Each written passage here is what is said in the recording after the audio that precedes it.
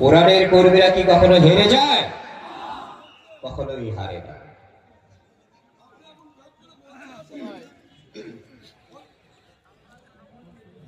কোরআনের কর্মীরা হেরে যায় না, শহীদের সঙ্গীরা থেমে যায় না। কোরআনের কর্মীরা হেরে যায় না, শহীদের সঙ্গীরা থেমে যায় না।